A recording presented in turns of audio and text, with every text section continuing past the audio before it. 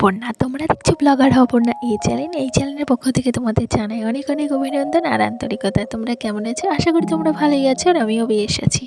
আর আশা রাখছি ব্লগটি ভালো লাগবে। তো বন্ধুরা, আজকে আমি আমার ছেলেকে দিয়ে স্টার্ট করলাম। তো দেখো কাঠের কি বানাচ্ছিল, মানে ঘর। তো কাঠ নিয়ে ওর খেলা, কাঠ নিয়ে ওর সম্পত্তি, কাঠ নিয়ে ওর সব কিছু, মানে ও কাঠ নিয়ে খেলতে পছন্দ করে। ওর বাবা কাঠ মিস্ত্রি, তো কাঠ এনে দেয়, তো সেটা নিয়েই বসে বসে খেলা করে। তো দেখো কাঠের একটা সুন্দর ঘর বানিয়েছে, সেটা তোমাদের সঙ্গে শেয়ার করলাম। যদিও জানি আমার কমেন্ট বক্সটা অফ করে দেওয়া হবে, কারণ বাচ্চাদের ভিডিও তো আমার চ্যানেলের জন্য সঠিক না, তো তাই আর কি আমি বুঝে গেছি। তবে সব কিছু দেরিতে, মানে তাড়াতাড়ি বুঝলে হয়তো আমি তাড়াতাড়ি সাকসেস পেতাম, কিন্তু এত লেটই বুঝেছি না, এই জন্য সাকসেস পেতে এতটাই লেট হচ্ছে। যাই হোক, কোনো ব্যাপার না। বলে না, আগে খেলে বাগে খাই আর পিছিয়ে গেলে সোনা পাই, ঠিক সেই জোগাড়। তো যাই হোক, দেখো এখন এই তিরপলটা তুলে দিলাম, কারণ ওই কালকে সারাদিন বৃষ্টি, তার আগের দিনও সারাদিন বৃষ্টি, 3 দিন ধরে সারাদিন বৃষ্টি হয়েছে। তো যখন বৃষ্টি হয় ছিটানিতে পুরো বারান্দাটা ভিজে যায়, তো তাই তিরপলটা নামিয়ে দিতে হয়। তো সেটাই তুলে দিলাম, দিয়ে জামা কাপড়গুলো গুছিয়ে রাখলাম। আর কিছু জামা কাপড় ভিজা, সেগুলো বাইরে মেলে দিয়েছি, যে দেখো। আর বাইরের আকাশটা একটু দেখালাম, থমথমা হয়ে আছে। তার একটু পরেই আবার বৃষ্টি চলে এসেছিলো, জামা কাপড় সব কটা আমাকে তুলে নিতে হয়েছে এবং নতুন ঘর হয়েছে, তো সেখানে মেলে দিতে হয়েছে। আর তারপরে দেখো ঘরে একদম বাজার ছিল না, তো হাজব্যান্ড নিয়ে আসলো বাজার। তো এই আর কি বাজার করে নিয়ে এসছে, সঙ্গে নিয়ে এসছে মাছের ডিম। পুরো ব্লগটি দেখলেই বুঝতে পারবে। তো দেখো কলা, আদা, পটল আর কাঁকরোল আর কচু, তো এই নিয়ে এসছে সবজি বাজারের মধ্যে। আর এই যে মাছের ডিম নিয়ে এসছে, তো ভালোই করেছে, মাছের ডিমটা নিয়ে এসছে। মাছের ডিমটা খেতে না ভালো লাগে, কী বলো তো, কাঁটা ফাটা বাছতে হয় না, তো আর গলায় আটকে যাওয়ারও ভয় থাকে না, সেই জন্যে। আর এদিকে দেখো ভাতটা বসিয়ে দিয়েছি সকাল সকাল, তো ভাতটা না উবুর দিয়ে দিচ্ছি, কারণ হয়ে গেছে। আর কড়াইটা গরম করতে বসিয়ে দিলাম। ডালটা করে নিচ্ছি।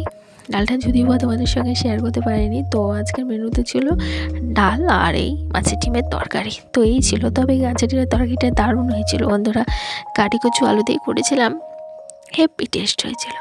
আর এই যে কচুটা কেটে নিচ্ছি, না কাটলে তো আর রান্না করা যাবে না।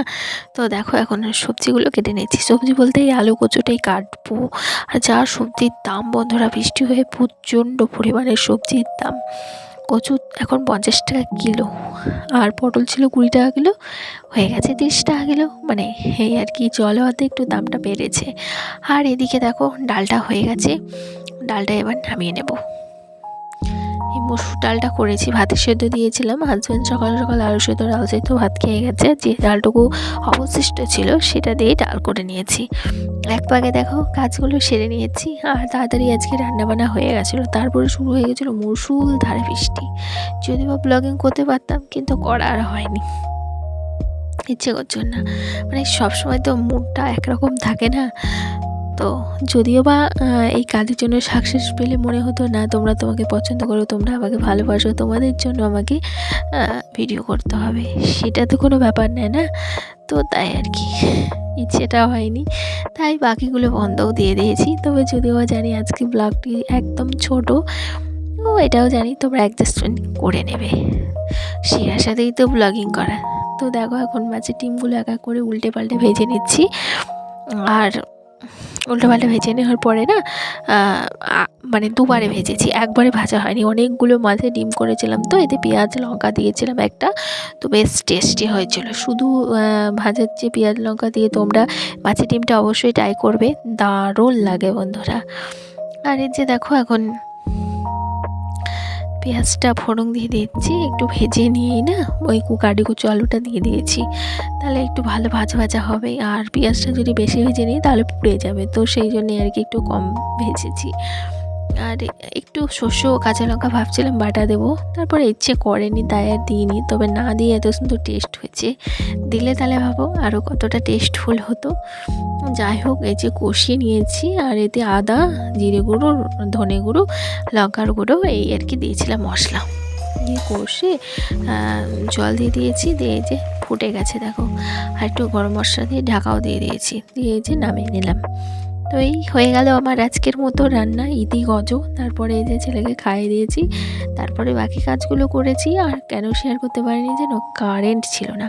এই যে কারেন্ট গিয়েছে, সারাদিনেও কারেন্ট আসেনি। এই যে এখন আমি ভয়েস দিচ্ছি তবুও কিন্তু কারেন্ট আসেনি। তাহলে ভাবো, কারেন্ট না আসলে হয়। তো এখন কী করা যাবে, তার সাথে আর যুদ্ধ করা যাবে না। তারপরে এসছে একদম সন্ধেবেলায়, দেখো বাপ ছেলের মিলের কী কীর্তি। মানে ওই ছেলে কাঠ নিয়ে দেখো কি ঘর বানিয়েছে, বড় থেকে ছোট পরপর পরপর সাজিয়েছে। তো এই ধরনেরই খেলা খেলে, তাই এই ধরনেরই খেলা তোমাদের সঙ্গে শেয়ার করলাম আজকে, না করে পারলাম না। তারপরে করেছিলাম রুটি, আর রুটি করে বন্ধুরা ভিডিওটা শেষ করে দিয়েছি। তাহলে চলো প্রতিদিনের কথাগুলো আরও একবার বলে নিই। যারা যারা আমার ভিডিও দেখছো, লাইক কমেন্ট শেয়ার কিছুই করা হয়ে উঠছে না, তারা please like comment share subscribe করে আমার পাশে থেকো, আমার বন্ধু হয়ে। তাহলে আজকের মধ্যে এইটুকুই, দেখা হচ্ছে আগামীকাল। ততক্ষণ তোমরা সকলে খুব ভালো থেকো, সুস্থ থেকো। আর হ্যাঁ, অতি অবশ্যই আমার কথা একটু ভেবো। আর দেখতে কিন্তু ভুলো না ব্লগার হব না এই চ্যালেঞ্জ। নমস্কার।